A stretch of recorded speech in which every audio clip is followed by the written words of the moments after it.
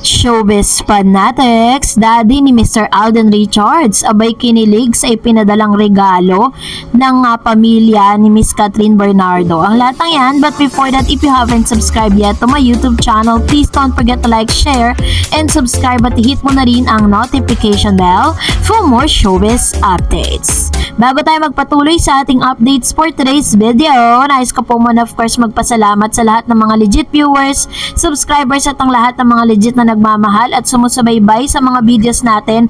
Maraming salamat po. So kamakailan lamang ay nag-celebrate ng kanyang kaarawan si Daddy Bay. Si Daddy Bay po na mas kilala bilang Richard Polkerson Sr. na siyang ama, no? At talagang naging katuwang ni Mr. Alden Richards pagdating po sa kanyang mga negosyo, no? Talagang sobrang grateful nga ang isang Alden na nagkaroon siya ng isang Daddy Bay.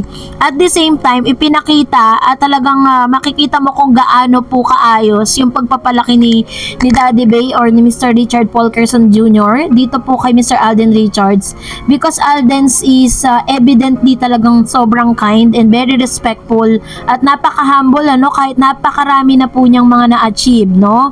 So, dahil po dito, nung isang araw na ihatid namin sa inyo, inatid ko po sa inyo na parang may pa-dinner, no? Meron pong inihandang dinner tong si Alden Richards para sa kanyang tatay.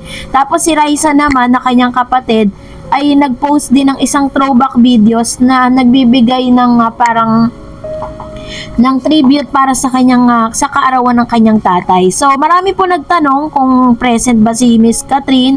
Sabi ko po sa inyo na wala doon si Catherine Bernardo, pero meron dyan vacant seat, no? So pinak-check natin yun para at least hindi naman tayo masyadong umasa sa mga Twitter, sa mga nagkakalat na mga maling information with regards to that. Kasi ang nakita lang talaga natin doon si April, si Raisa, si Angel, tsaka si Daddy Bay, tsaka si Alden Richards. So wala po tayong nakita doon na Miss Catherine Bernardo kasi during that time meron pong ginagawang shoot itong si Miss Catherine. So dahil dito is kala natin okay na ang lahat, pero napaka-generous naman talaga ng isang Catherine Bernardo. Di ba kung matatandaan ninyo sa bahay nila, sobrang lalaki po ng mga paintings, talagang mamahalin yung mga paintings na nilalagay niya sa bahay niya, yung mansion nila na pinagawa niya para sa parents niya. And this time, kinakiligan nga at meron po tayong nasagap na ilang mga news na hinanap natin, naghanap tayo ng ilang mga ebidensya na makapagsasabing totoo nga ito. Talagang magpapakilig sa lahat ng mga Katden fans. So, meron po tayong nabalitaan at meron tayong nasilip dito po sa mansyon ni Mr.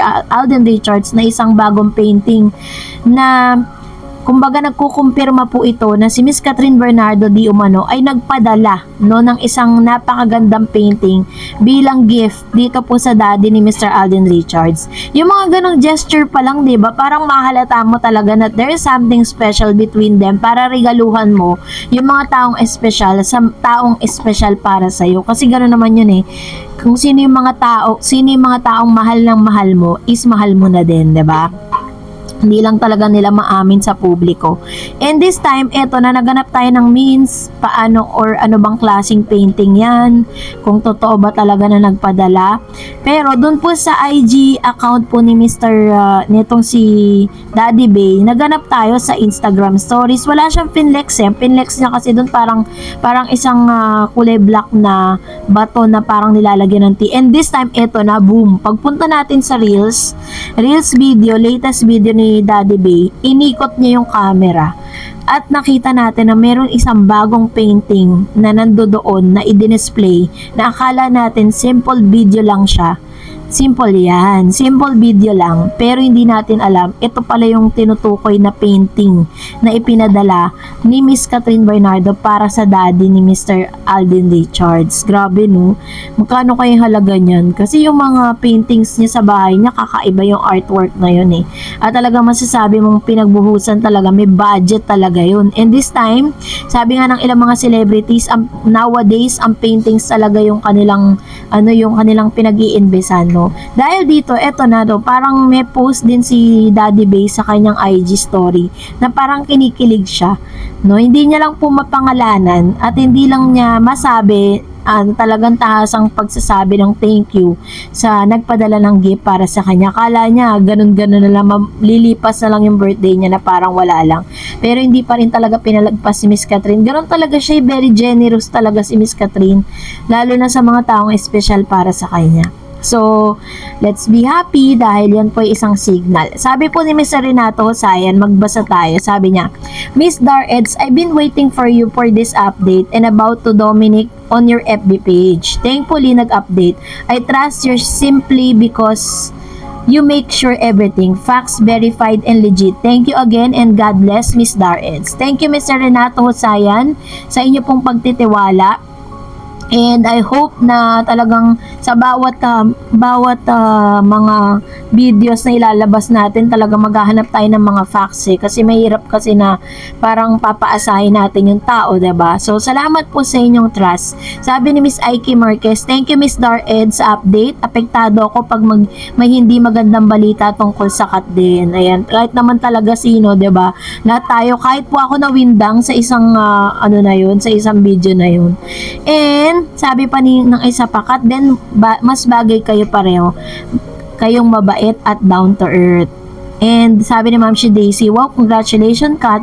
Thank you Miss Dareds for the update. Ayan, salamat din po.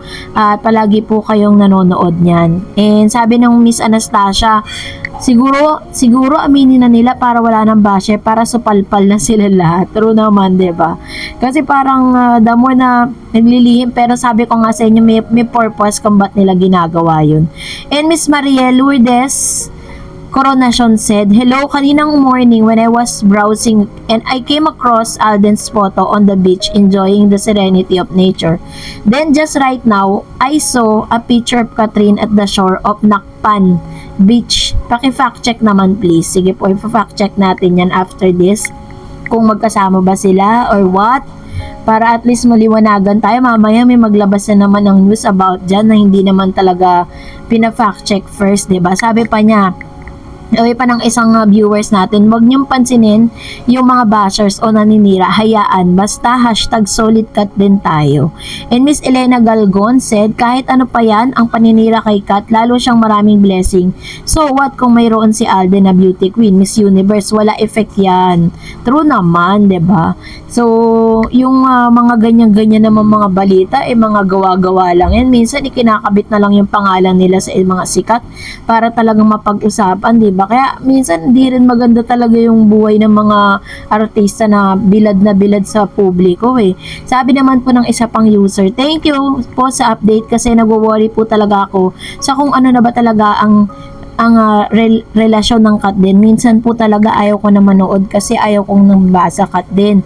Nakapag-aalala po. Thanks po sa update nyo. Nabuhayin po ako ng loob. Ayan. Thank you rin po sa inyong panonood at pagbibigay ng inyong komento. And that's it for today. For more videos and updates, please don't forget to like and subscribe. And please don't forget to follow my Facebook page, Dareds TV. God bless everyone!